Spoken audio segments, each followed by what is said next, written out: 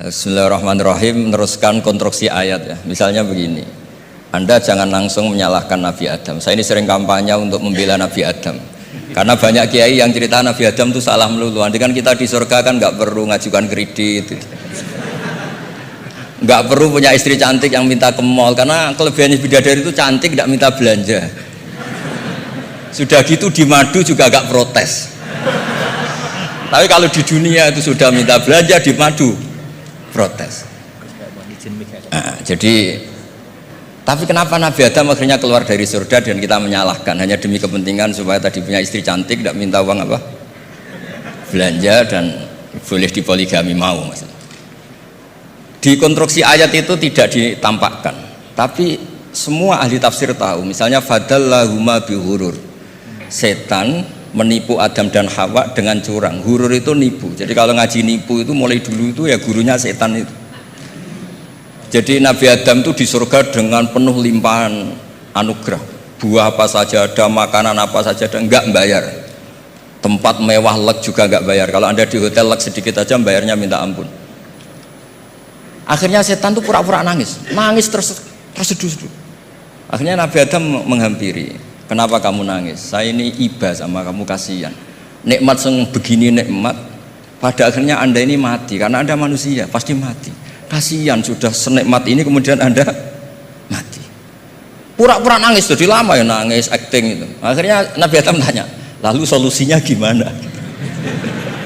Terus setan tinggal numpangi. Hal adulluka ala syajaratil khuldi wa mulkil la yafla. Kamu mau tak kasih vitamin, makan pohon khuldi, nanti kalau kamu makan itu terus abadi. Jadi terus setan, Nabi Adam mulai ragu ya, tapi Allah melarang saya makan pohon khuldi itu, syajaratul khuldi itu. Kamu tidak usah cari tafsirnya, itu anggur apa ketela apa duren, itu namanya orang kurang penggawean itu gak penting. Ketika Allah tidak menjelaskan detail itu berarti detailnya itu tidak penting. Kamu sok penting nyari itu apa itu. Allah saja tidak menjelaskan, kok kamu yang manusia mau menjelaskan. Akhirnya Nabi Adam tanya, apa betul Allah itu melarang saya makan itu? Terus Allah cerita, wa qasamahuma inni lakuma laminan nasihin. Terus setan itu cerita, demi Allah saya tahu info terbaru bahwa sekarang nggak apa-apa. Jadi hukum terbaru itu. Singkat cerita Nabi Adam makan. Ketika makan, berarti setan salah karena menipu Nabi Adam, Adam salah karena makan pohon khuldi tadi. Apa yang terjadi? Allah manggil Nabi Adam. Adam, kenapa kamu makan itu? Bukankah pohon-pohon yang lain, buah-buah yang lain itu cukup? Kenapa kamu makan yang saya larang itu? Terus jawab Nabi Adam ini yang unik, yang kita harus bela Nabi Adam ila yaumil qiyamah. Wa izzatika ya Rabbi ma adzunnu anna ahadan yahlifu bika kadiban. Demi kehormatanmu ya Allah, ketika engkau disebut oleh setan, saya tidak pernah mengira ada orang berani mencatut nama engkau kemudian dia bohong. Ketika engkau disebut ya Allah, saya tidak pernah mengira ada orang mencatut nama engkau kemudian dia bohong. Sehingga Allah itu haru sama Nabi Adam. Makanya Nabi Adam itu diusir. Ini meneruskan ayat yang dibaca Mas Majid tadi. Diusir tapi disangoni. Dam, secara prosedur hukum kamu harus saya usir karena kamu melanggar. Tapi tak sangoni, lucu kan? Tak sangoni. Kamu baca ini ya. jadi unik. Makanya ayatnya fatalaqqa Adamu mir Rabbi. Bukan kreasinya Nabi Adam. Kalimat itu bukan kreasi Nabi Adam, tapi hadiah sama Allah. Ini kamu secara pelaturan tak usir, tapi tak sangoni, ini dibaca nanti. Tapi Nabi Iblis tidak disangoni. Karena memang dia penipu betul. Sudah gitu akting pura-pura nangis, pura-pura ini itu. Jadi benar-benar penipu ulung. Makanya sekarang pun kalau penipu itu memang harus sopan, harus nangis. Itu cara untuk itu. Karena sanatnya penipuan memang begitu, sanat awalnya memang begitu. Pura-pura nangis terus pura-pura itu. Jadi itu memang cara paling efektif untuk apa? Nipu. Ada sanatnya.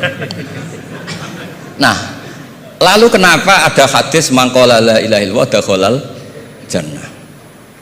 Ini terakhir terus nanti Mas Majdi ngendikan terus doai sekalian. Perintah Sohibul Bait, bukan permintaan, perintah. Perintah itu bukan berarti tidak sopan. Memang bahasa Indonesia itu gitu. Permohonan itu mesti diabaikan. Kalau perintah itu agak tegas, bukan masalah. Jadi begini, saya ulang lagi konstruksi ya, konstruksi ayat fadallahuma bihurur. Kenapa mangqala la ilaha dakhalal jannah? Itu unik. Kalau kita baca hadis, ada orang itu pendosa, salahnya sudah minta ampun, sama Allah dipanggil. Ini hadis musnad, riwayat musnad Ahmad dan banyak riwayat yang lain. Dipanggil, fulan kamu kesini, kamu lihat itu apa? Bok Gusti. Berapa? 99. Per bok itu maddul basor, sepanjang mata melihat itu isinya dokumen kesalahan dia. Jadi nggak kayak yang di pengadilan itu hanya beberapa tumpuk. Itu sepanjang dia lihat itu kesalahannya dia. Sepanjang dia melihat. Sudah gitu jumlahnya 99. Ya dia putus asa, dia tidak akan masuk surga. Kemudian sama Allah, sudah kamu tenang saja. Diambilkan bok kecil, kecil sekali, paling sak bok jam tangannya. Dah, innaka lan tuzlamal yaum, kamu tidak akan terdolimi. Kenapa Gusti? Ini kamu punya kebaikan ini kecil sekali. Ya apa efeknya Gusti? Kan nggak ngefek kesalahan seperti itu. Kemudian bandingannya hanya kebaikan sekecil itu. Dah kamu tenang aja. Setelah ditimbang, box 99 yang jumlahnya maddul basor kira-kira 3 kilo sama satu wadah jam kecil, ternyata setelah ditimbang itu menangnya 1 jam kecil. Karena isinya la ilaha illallah. Malaikat itu nggak berani. Kamu berani, ada namaku kemudian kamu abaikan. Malaikat yang nimbang Pak Warsono itu diprovokasi sama malaikat yang lain. Kamu berani nggak mempertimbangkan kata Allah di situ? Wah ya tidak berani. Nah, itu disebut fala yaskulu ma'asmillahi ta'ala sayun, dibandingkan asma Allah itu tidak ada yang bisa ngungguli. Nah, di sini terus para torekot, para apa konwiridan Allah, Allah, Allah. Tapi karena kita ini sekarang sudah tidak ngaji malah tanya, gunanya apa sih muni Allah, Allah? Lu nyebut pangerane orang-orang gunanya itu. Oh ini sedang nyebut Tuhannya, kok kamu tanya gunanya apa? Kamu tak kasih uang aja tidak pernah tanya gunanya uang ini apa? Pas dijak wiridan tanya gunanya apa sih? Oh dasar orang aneh. jadi logis. Lah Nabi Adam juga sama, ketika disebut asma Allah itu nggak mikir yang lain, apa setan itu penipu apa enggak, sudah grogi yang manggil Allah langsung. Nah, makanya saya mohon kenapa kita memahami mangkana akhiru kalamihi Allah la ilaha illallah dakhalal jannah. Karena dengan itu malaikat gak berani macam-macam. Jadi nanti kalau Anda ketemu malaikat tukang hisab, ayo silakan abaikan nama Allah. Kalau kamu berani berarti tidak malaikatnya Allah. Masa namanya Allah gak dipertimbangkan? Apalagi ini asmane Allah. Nah, makanya Nabi ngendikan fato satisi jilat wasakula ismuwah. Kemudian bok kesalahan tadi jomplang kalah. Kemudian yang menang hanya asmanya Allah Subhanahu wa ta'ala. Makanya terus disebut, sudah Nabi ketika tanya amal apa paling baik ya Rasulullah, gini dzikrullah fisirri wal alan gini-gini. Dan kamu mati dan kamu hidup walisanu katordun, kamu harus selalu ingat Allah Ta'ala. Nah, kalau sampean tanya kenapa itu menjadi penting, karena tadi malaikat tidak akan memperbandingkan Allah dengan yang lainnya.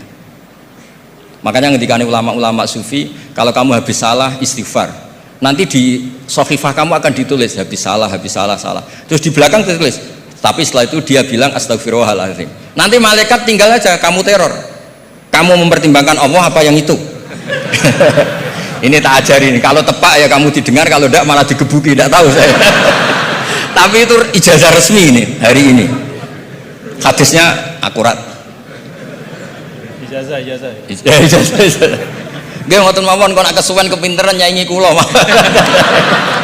Assalamualaikum warahmatullahi wabarakatuh.